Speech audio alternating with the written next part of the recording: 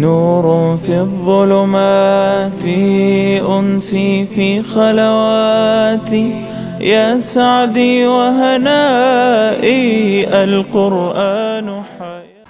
بسم الله الرحمن الرحيم. الحمد لله رب العالمين والصلاة والسلام على نبينا Muhammad وعلى آله وصحبه أجمعين. Mes très chers frères, mes très chères sœurs, Assalamu alaikum wa rahmatullahi wa barakatuh. Bienvenue dans cette nouvelle vidéo de Vivre le Coran, dans laquelle je vais vous raconter une nouvelle histoire. C'est l'histoire d'un homme qui se trouve avec son fils. Cet homme, il a des sérieux problèmes d'argent. Un de ses amis, qui a pris conscience de sa situation, lui envoie une lettre. Imaginez-vous le postier qui toque à sa porte et lui apporte une lettre. Dans cette lettre-là, il y a écrit « Pour mon ami que j'aime ». Cet homme récupère la lettre, l'embrasse et la met sur le côté. Son fils, étant présent, lui dit « Abi, qu'est-ce que tu fais? Personne ne fait ça avec une lettre. » Le père réfléchit et lui dit « C'est vrai. » Il prit la lettre, il l'ouvra et il la posa. Le fils se posa cette question encore une fois. « Mais Abi, qu'est-ce que tu fais? Prends cette lettre et regarde ce que tonton veut de toi ou veut pour toi. » Le père prit la lettre, l'ouvra et lut cette lettre. L'enfant qui était à côté demanda à son père « Alors, qu'est-ce que tonton te demande ?» Et le père lui répondit « Je ne sais pas, j'ai lu pour lire. Les lettres étaient belles, les mots étaient beaux, j'ai pris plaisir à lire. » Le fils lui dit « Papa, on ne fait pas ça avec une lettre. Relis la lettre et regarde ce que tonton veut de toi. » Le père reprit la lettre, il lit la lettre. L'enfant qui était dans le suspense lui demanda encore une fois « Abi, alors qu'est-ce que tu as compris ?» Et là le père lui répondit une chose étonnante, il lui dit « J'ai pas compris encore, qu'est-ce que j'ai fait? J'ai simplement mémorisé cette lettre-là. Je la trouvais belle, donc je l'ai mémorisée. » Et l'enfant commença à perdre patience et dit « Abi, lis la lettre et regarde ce que tonton veut de toi. » Et là le père a compris que son enfant était un peu désemparé, donc il lit la lettre.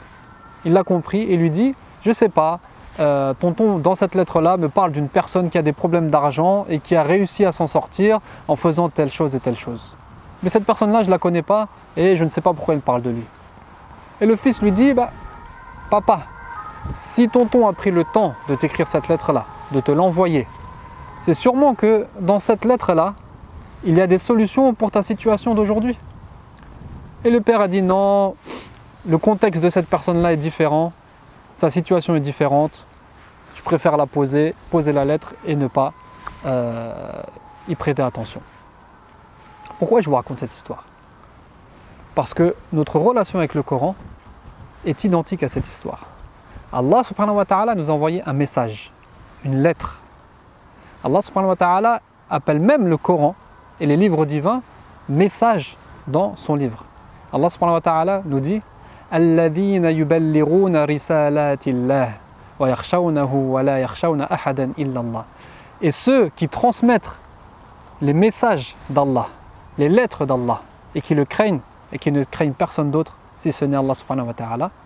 Donc Allah subhanahu wa ta'ala il parle des messagers dans ce verset là. Donc il a bien appelé les livres divins lettres.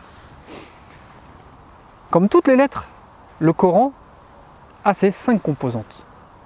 Il a un expéditeur qui est Allah subhanahu wa ta'ala, le créateur, celui qui nous a créés, celui qui a organisé notre vie, celui qui nous donne notre subsistance, Rabbul Alamin, celui qui nous connaît et qui veut notre bien. Il y a les destinataires, qui sont les musulmans. Non, l'humanité. Le Coran est destiné à l'humanité.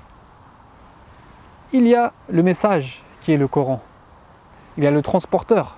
Allah subhanahu wa ta'ala a choisi le meilleur ange, Jibril alayhi salam, qui a transmis le Coran au meilleur des prophètes, le prophète Mohammed sallallahu alayhi wa sallam, qui a transmis le Coran au meilleur des hommes, qui nous ont transmis le Coran jusqu'à l'avoir et le réciter aujourd'hui.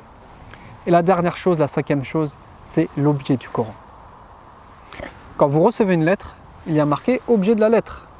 Par exemple, convocation à tel endroit. Facture à payer. L'objet du Coran, les savants nous disent, c'est as-sa'ada fi dunya wal akhirah. Le bonheur dans ce bas monde et dans l'au-delà. Donc le Coran est une lettre.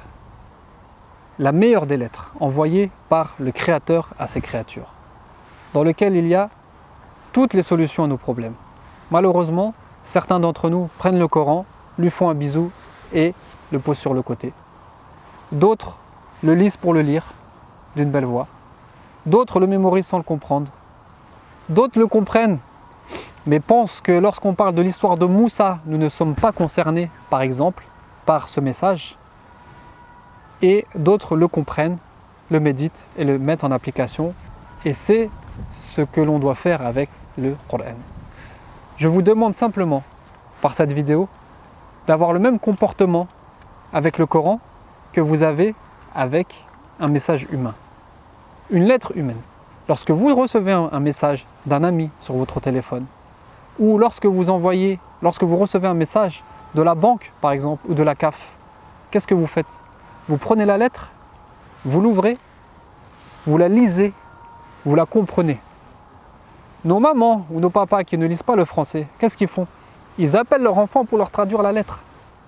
Et ensuite, vous appliquez ce qui est dit. Lorsque la banque vous dit d'envoyer tel papier ou tel papier pour recevoir votre argent, vous le faites. Vous lisez, vous comprenez et vous appliquez. Lorsque vous recevez un message, un texto ou un message sur WhatsApp, que votre femme vous demande d'aller faire des courses, vous prenez le temps de vous arrêter, de lire le message, le comprendre et d'aller faire les courses. On doit se comporter au minimum avec le Coran, le message d'Allah, comme on se comporte avec les messages que l'on reçoit des êtres humains. Wallahu ta'ala a'la wa a'lam. Subhanakallahumma wa bihamdik. Ashhadu an la ilaha illa ant. Nastaghfiruka wa natubu ilayk.